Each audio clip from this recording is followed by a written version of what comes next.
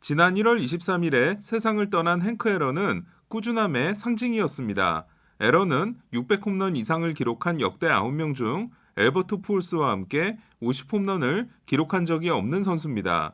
베리 본즈의 최고 기록이 73개, 베이브 루스의 최고 기록이 60개, 알렉스 로드리게스의 최고 기록이 57개, 엘버트 푸올스의 최고 기록이 49개, 윌리 메이스의 최고 기록이 52개, 켄 그리피 주니어의 최고 기록이 56개, 짐 토미의 최고 기록이 52개, 세미 소사의 최고 기록이 66개인 반면 앨런의 최고 기록은 47개입니다. 하지만 앨런은 1954년 20세 시즌부터 1976년 42세 시즌까지 23년 동안 23년 연속 두 자릿수 홈런을 기록하는 꾸준함으로 755개의 홈런을 때려내게 됩니다. 무관의 재앙이라고 할 수 있는 앨런은 리그 MVP도 한 번밖에 없는데요. 대신 앨런은 3위만 6번을 하게 됩니다. 앨런의 부르는 윌리 메이스, 어니 뱅크스와 같은 시대를 보냈다는 것과 당시는 투수들에게도 MVP 인심이 후했던 시절이었다는 겁니다. 리그 MVP에서 상징적인 숫자는 4인데요. 7개를 따낸 베리 본즈의 밑으로 3번씩 수상한 10명의 선수가 공동 2위에 올라있기 때문입니다. 이 10명 중에는 알렉스 로드리게스와 함께 엘버트 푸올스, 마이크 트라웃의 이름도 들어있는데요. 푸올스의 경우 데뷔 초기가 베리 본즈의 약본즈 시절과 겹치지 않았다면 2002년과 2003년 MVP를 수상함으로써 5번의 MVP 수상이 가능했을 겁니다. 이는 트라웃도 마찬가지인데요. 트라웃은 루키 시즌에는 트리플 크라운을 달성한 미겔 카브레라, 그 다음 시즌에도 타율, 출루율, 장타율, 트리플 크라운을 한 미겔 카브레라에 밀려 2년 연속 2위를 하게 됩니다. 2012년 내셔널리그 MVP는 버스터 포지, 2013년 MVP는 앤드류 맥커친이었는데요. 만약 트라웃이 내셔널리그에서 뛰었거나 미겔 카브레라의 존재가 없었다면, 그리고 2015년에 팀이 포스트 시즌을 나가 토론토 조시 도널슨과 동등한 위치에서 경쟁할 수 있었다면 트라웃은 2012년부터 2016년까지 MVP 5연패를 하고 지금까지 6번의 MVP를 따냈을지도 모릅니다. 계약 종료를 2년 앞두고 에인절스와 12년 계약을 맺어버린 트라웃은 에인절스에서 뛰는 바람에 우승은 물론 어쩌면 MVP 수상 실적에서도 큰 손해를 보게 된 건지도 모릅니다. 트라웃은 스프링 캠프에 합류하면서 팀의 포스트 시즌 진출 가능성을 묻는 기자에게 매년 똑같은 질문을 듣는 게 지겹다라는 발언을 했는데요.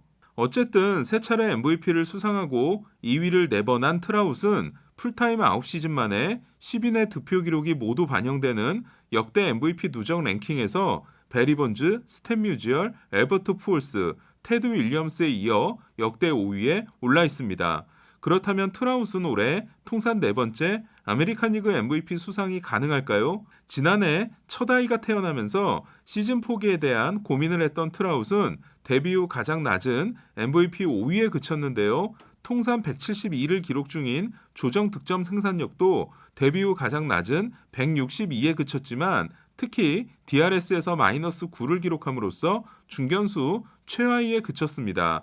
트라웃은 지난해 코로나 프로토콜 준수로 인해 수비 훈련을 제대로 하지 못했다면서 올해는 수비에 신경을 많이 쓰겠다는 각오를 밝혔는데요.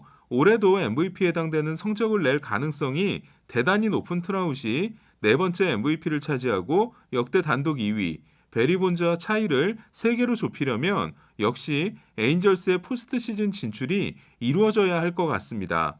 숫자 4는 싸이 영상 역사에서도 큰 의미를 차지하는데요. 7번으로 1위에 올라있는 클레멘스를 제외하면 4번 이상을 수상한 선수가 5번의 랜디 존슨과 4번의 그렉 매덕스, 역시 4번의 스티브 칼튼, 3명밖에 없기 때문입니다. 반면 페드로 마르티네스와 샌디 코펙스를 포함한 6명이 3번 수상으로 공동 5위에 올라있는데요. 관심은 4번째 수상 도전이 가능한 클레이튼 커쇼와 맥스 슈어저입니다. 지난 5년간 수상하지 못한 커쇼는 3번의 수상이 2011년 23세 시즌, 2013년과 2014년 25, 26세 시즌이었기 때문에 33세 시즌인 올해 수상 가능성이 그다지 높지 않다고 할 수 있는데요. 하지만 지난해가 단축 시즌이었기 때문에 포스트 시즌 포함 89이닝밖에 던지지 않았으며 3년 9,300만 달러 계약의 마지막 시즌인 올해가 어쩌면 커쇼에게는 싸이 영상에 도전할 수 있는 마지막 시즌이 될 수 있지 않을까라는 생각이 듭니다. 커쇼는 네 번째 싸이 영상을 따내야 샌디 코펙스도 넘어서게 됩니다. 네 번째 싸이 영상에 도전하는 건 맥스 슈어저도 마찬가지인데요. 로저 클레멘스의 이름을 삭제할 경우 3명의 4회 이상 수상자 중 2명이 랜디 존슨과 스티브 칼튼, 좌완이기 때문에 슈어저는 네 번째 수상에 성공하면 매덕스에 이어 두 번째 우완 투수가 됩니다. 커쇼가 3개의 싸이 영상을 모두 26세 시즌 이전에 따낸 반면 슈어저가 따낸 3개의 싸이 영상은 28세, 31세, 32세 시즌에 차지한 건데요. 워싱턴과 7년 계약을 맺고 나서 5년 동안 싸이 영상 5위, 1위, 1위, 2위, 3위를 했던 슈어저는 지난해 처음으로 이름을 못 올린 바 있습니다. 만약 슈어저가 수상에 성공하면 슈어저는 계약 기간 7년 동안 3번을 수상하는 아름다운 7년이 완성되는데요. 그렇게 된다면 1999년 애리조나와 4년 5,240만 달러 계약을 맺고 그 4년 동안 모두 싸이 영상을 따낸 랜디 존슨, 1993년 5년 2,800만 달러 계약을 맺고 첫 3년간 싸이 영상을 따낸 그렉 매덕스에 이어 역대 3위에 해당되는 FA 투수 해자 계약이 완성되는 거라고 할 수 있겠습니다. 아니, 이미 3위라고 해도 무리가 없겠죠. 슈어저는 패스트볼의 구속과 구위, 슬라이더의 헛스윙률이 그대로 유지되면서 4년 연속으로 12개 이상의 9이닝당 탈삼진을 기록했는데요. 그러나 패스트볼 제구가 흔들리면서 9이닝당 피홈런이 0.4개가 늘었고 체인지업이 흔들리면서 우타자 피안타율은 2019년 1할 9푼 4리와 2020년 2할 6리로 큰 변화가 없었던 반면 좌타자 피안타율은 2018년 1할 9푼 7리, 2019년 2할 5푼 3리에서 지난해 3할 1푼 2리로 올랐습니다. 이에 슈어저는 체인지업이 싸이 영상 수상의 열쇠가 될 것으로 보입니다. 지난해가 단축 시즌이었으며 워싱턴이 포스트 시즌 진출에 실패한 것도 슈어저에게는 도움이 될 전망인데요. 2013년부터 2019년까지 7년 동안 가을 야구 포함 연평균 223이닝을 던진 슈어저는 지난해 67이닝을 기록하는 안식년을 보냈습니다. 슈어저는 건강 상태가 좋기 때문에 올 시즌 부활을 자신하고 있는데요. 게다가 자신이 디트로이트에서 최고의 투수로 성장하는 과정을 함께한 알렉스 아빌라가 워싱턴에 온 것에 반가운 마음을 감추지 못하고 있습니다.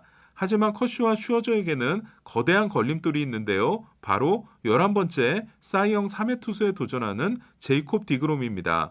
디그롬은 지난해 다르비슈와 바우어에 이어 싸이영상 3위에 그침으로써 매덕스와 존슨에 이은 역대 세 번째 3년 연속 싸이영상 도전이 무산됐는데요. 지난해가 32세 시즌이었던 디그롬은 패스트볼 평균 구속이 2017년 95.2마일, 2018년 96.0마일, 2019년 96.9마일, 2020년 98.6마일, 9이닝당 탈삼진 또한 2017년 10.7개, 2018년 11.2개, 2019년 12.3개, 2020년 13.8개로 매년 오르는 기적이 일어나고 있습니다. 그 밖에 다르비슈와 트레버 바우어, 워커 뷰러와 잭 플레어티, 미러키, 브랜든 우드러프 등도 커쇼와 슈어저에게는 위협적인 투수들입니다. 과연 마이크 트라웃의 네 번째 MVP, 커쇼 또는 슈어저의 네 번째 싸이 영상은 올 시즌 탄생할 수 있을까요? 세 선수의 대활약을 기대해 봅니다. 이상 김영준이었습니다.